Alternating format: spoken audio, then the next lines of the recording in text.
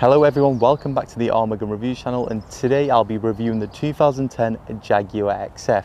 But this is no regular Jaguar XF. This car here has done 115,000 miles. So let's see what it's like.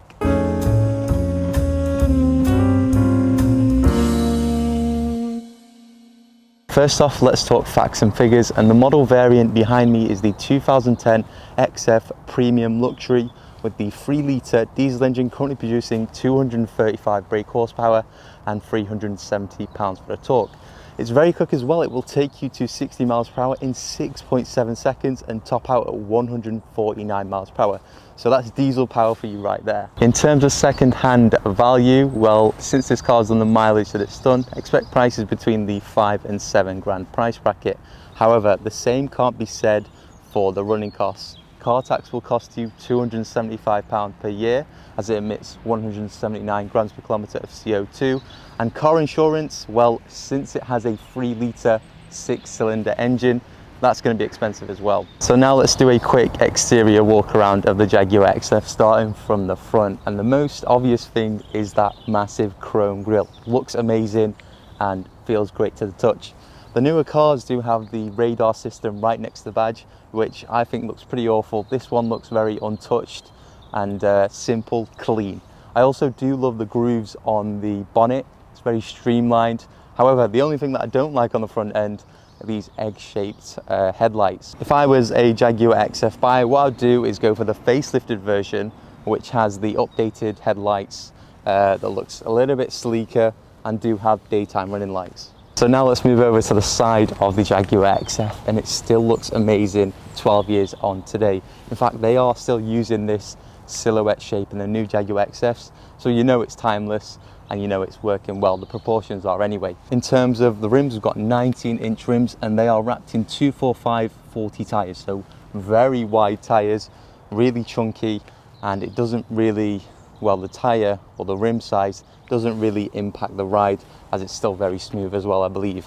Moving around the back now, it is a little bit cramped. You do get some dual slightly oval exhaust, which is slightly confusing because it looks more like a V8 than a V6 diesel, but nothing really spectacular in the back end, except this boot is absolutely massive. Let me just turn the camera around and let you have a look of how big that boot is.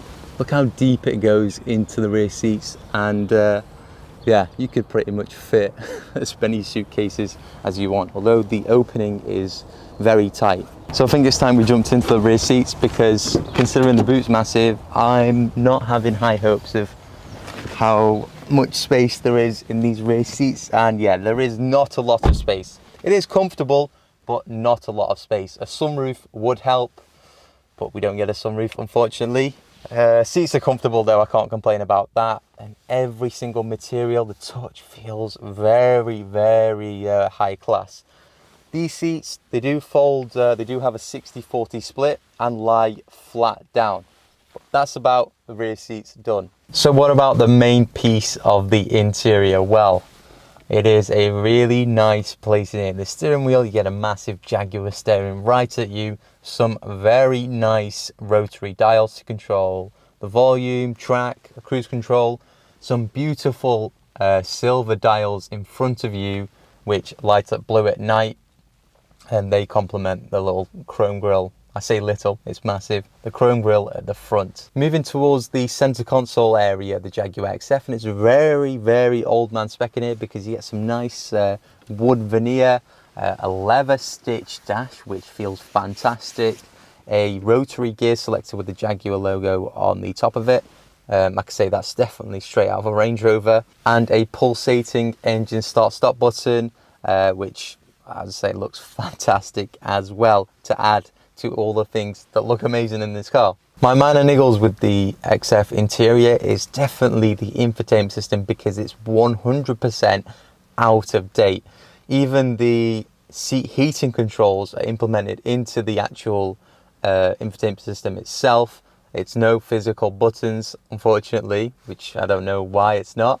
It's a bit of a faff to get to, and yeah, it can really put you off sometimes. The reversing camera as well is pretty hideous. Funnily enough, it's not working in this car, but if I did show you, you'd definitely be put off because it's something straight out of a PlayStation 1. As for the mileage that this car has done, you know, 115,000 miles coming up now, and it's nearly 12 years old, it's still pretty immaculate in here. The buttons haven't worn off.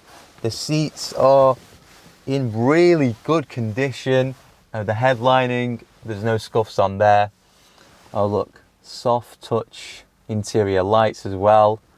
Wow, you know, it's really, really well kept in this car, believe it or not. I would say the only thing that's, you know, had its time is these electrically adjustable seats are a little bit temperamental at times. And also there is a check engine light, which we'll get to later on. Actually, no, it means that the DPF's a little bit clogged up, I believe. And so that's the interior of the Jaguar XF. All things aside, let's go for a drive and see what it's like.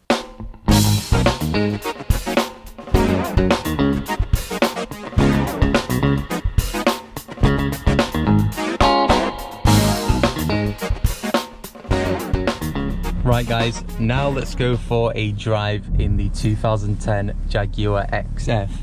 And first impressions, I could tell you it's very, very smooth. This car has the same engine that you get in the Range Rovers, and whilst in that car even, you could hear the diesel rattle, in this car you can't. The competitors to the XF are things like the Audi A6 and Mercedes E-Class, and whilst I've driven both those cars, I could tell you the XF is way more, let's say, feels more like a yacht. It feels way bigger than the other two, and I haven't really gone flat out yet, but the torque is ready. It's ready to let's just say pounce. Now currently we're in the regular drive mode, but you know, there is a sport mode in the Jaguar XF, so what you gotta do is press down the rotary dial, twist it to the right.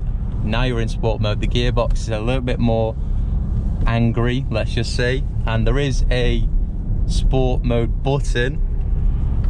If you press that, it says dynamic mode confirmed. Foot to the floor. Okay, that's a little bit weird. So just from that little acceleration there, you could figure out something wasn't right. And yeah, it wasn't. Since the DPF had clogged up, the car went into limp mode, as every car would, but I clearly didn't notice until the first instance. It also flew up this error, which scared the hell out of me. Safe to say I got the full Jaguar Land Rover experience, so I won't be harnessing the power of the XF today. Enjoy the rest of the video. As for the seats, they are really comfortable. One of the nicest seats I've sat in a while, in all fairness. I would say they just need a little bit more bolstering, but you know, that's me nitpicking again. In all fairness though, you don't need much more power than this. You can opt for a S version. This is the premium luxury that comes with the upgraded amount of brake horsepower, well, nearing 300. But for British roads, you don't need more than 240, what this has. But I can't believe how much of a wafter this is. And it's so freaking big. Like the center console is massive as well. So you could just rest your elbow there, your arm there. One hand on the steering wheel, you feel like a full-on executive. This car against its competitors though, obviously I can feel like it's going to be slow round a track, and you know, that's fair enough because it's not built for track use. Handling, let's just test it around this roundabout. You know, it's not going to be the best. It's got some really wide tires though, so could imagine they're just fighting for grip on the tarmac. Let's just see what it's like.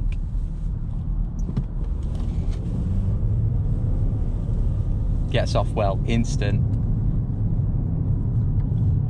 Oh yeah, it is quite grippy actually, believe it or not, and the surface is slightly wet, really bad conditions, but it handled that roundabout well.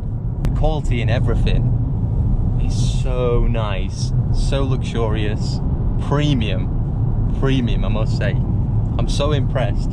the value of this car, what it's worth, between 5 and 7 grand. Like, how on earth are you getting all this? Of course there's going to be issues like, you know, may need a replacement DPF filter or whatever that is, that error showing right there, because we don't know, it's not had a full diagnosis yet. But yeah, really premium, high quality stuff in this car. Now, I didn't mention this in my main half of the review, but to open the glove box, there's no actual lever. You press this little thing on the little wood veneer here, and it just opens like that. How cool is that? It's very James Bond-esque, let's just say. Let's do a quick test of the horn. Classic British horn right there for you. As for visibility, now, given this car is massive, it doesn't help. It does have big mirrors, let's just say that, but out the back you can't see anything. Thank God this car does come with parking sensors and a reversing camera, but unfortunately that's not working. It's just areas like that, you know, the rear 3/4 section, you can't see anything. It doesn't come with a rear quarter light that will, oh, TVR, that was nice. It doesn't come with a rear quarter light that you could see out of, it's just blank. So yeah, very easy to bump this car in something. If you've watched this far into the review, then I'm sure you're quite interested in this car, and lucky you, this car is actually for sale. I will leave the advert link in the description box below and the owner's contact details, so if you'd like to buy this car, you can do. Anyway, thank you guys for watching my first impressions and in-depth tour around the Jaguar XF. I am nearly at 1,000 subscribers, so please make sure to subscribe. It will really help out the channel. Thanks for watching, and I'll see you in the next one. New car, really. New car. Now I reckon this one's the best one. Yeah, that's the average car guys in there. G-Wagon. That is